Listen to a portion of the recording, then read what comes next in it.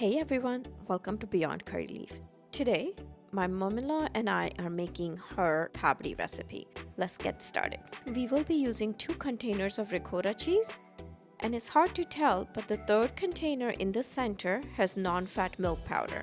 We will be using one of these empty ricotta cheese containers later to measure out the sugar as well. Other ingredients include ghee, slivered almonds, cardamom powder, and slivered pistachios.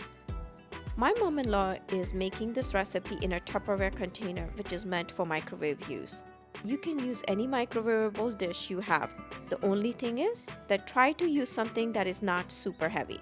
You will have to keep taking the container in and out of the microwave quite a lot, so it's not fun if it's super heavy. So we will start by emptying 2 containers of ricotta cheese. This recipe works out best with polio brown ricotta per mom, so use that only. It's best if the microwave is not a built-in one above your stove. The reason is that the whole recipe is cooked in the microwave. So it's easier to take the container in and out of on the counter, and the microwave won't get overheated on the counter. You will be removing the container out after each step of microwaving and will be either using a sturdy spatula or a sturdy whisk to stir with. I will be providing how long we are microwaving and other details in the recipe below. We will be cooking the cheese covered for a total of 15 minutes before adding any other ingredients. You will have to be careful when you are stirring in between steps. Ricotta cheese will stick to the side, so make sure to scrape that properly. This and my mother-in-law's ras malai recipe are my 2 favorite desserts. Mom has been making tabri, milk cake, for me for 17 years now. I just absolutely love it. By the way, I have posted Mom's quick ras malai recipe already, so check it out if you haven't done so. While the microwave is going, measure the sugar out in one of the ricotta cheese containers that we have emptied earlier. Mom and I don't like our sweets to be too sweet, so we are filling up the ricotta cheese container 3/4 of the way with sugar. Mom did mention that if you like your sweets to be on the sweeter side, then you will need to use the full measurement. We will be using total of 1 cup of ghee in this recipe, but we are adding ghee in smaller amounts at different points of cooking. Start with measuring 1/2 cup of ghee. It's been 15 minutes of cooking the ricotta cheese, and now we will add 1/2 cup of ghee to it. Carefully mix the ghee into the ricotta cheese. Next, we will add sugar to the cheese mixture. We are only adding about 1/3 of the sugar that we have measured out at this time. Mix it in and then microwave it for a couple more minutes. Notice how Mom is mixing the sugar in properly. Going back to my point of having the microwave on the counter. Did you count how many times Mom has taken the container in and out already? Moving this hot container on the counter from the microwave is definitely a lot easier if your microwave is on the counter. After 2 minutes, carefully add rest of the sugar. Until this point, we have covered and cooked this recipe.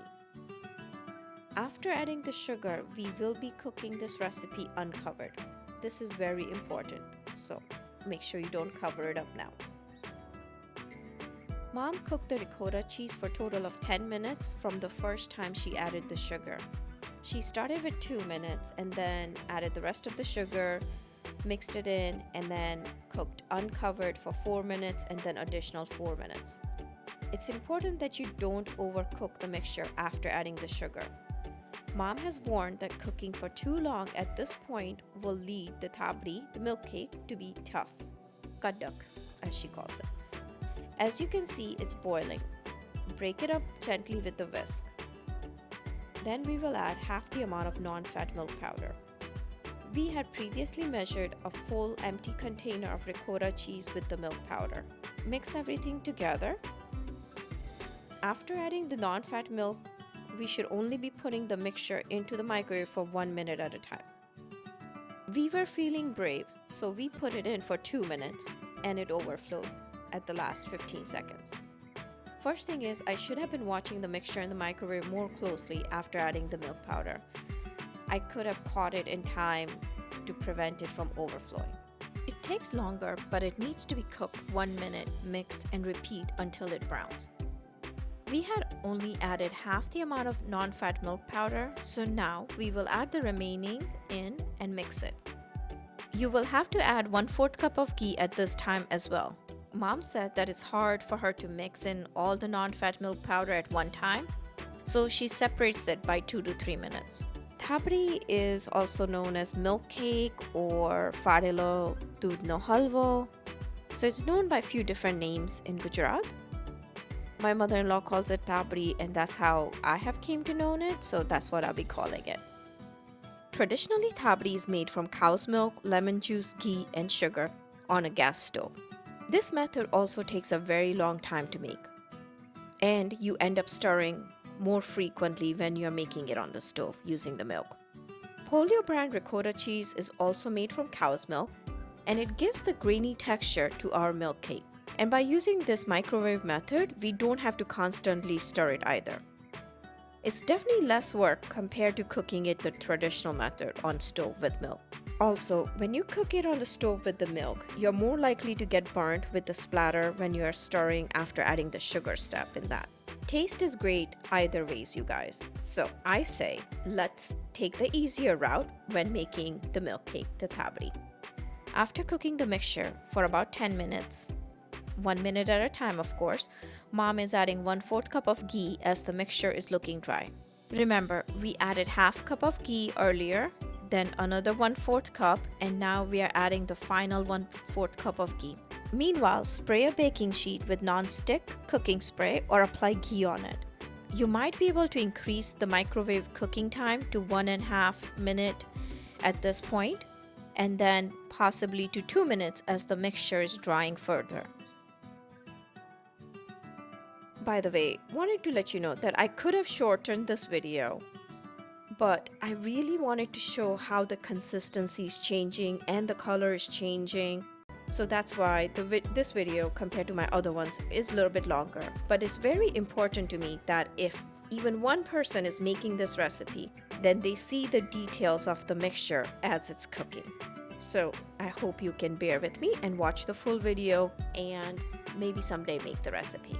And don't think I was trying to gain watch time, because that wasn't the intention. I really want, if somebody's making it, be able to actually make it, so. Alright, continuing on. I suggest that when you are making this recipe for the first time, you do take a piece of paper and write down the amount of time you microwaved in between each step when we are adding different ingredients. This way, if you need to adjust it, then you know for next time that, hey, I need to cut back here, or it was too much in my microwave, It took us about 20 minutes from the last time we added ghee to get the color we wanted, which is medium brown. Once the tabri is done to the color you like, then add the cardamom powder to it, mix it well, and then pour the mixture onto the baking sheet and spread and press it down like shown in the video. Add slivered almonds and slivered pistachios and more cardamom powder if you like. Let the mixture cool a couple hours before cutting them in desired shape. You can store the tabri in fridge if you are using it within couple days. Otherwise, it's best stored in the freezer until you are ready to use it. So, are you thinking, why should I make this recipe? Seems like a lot of work. It is.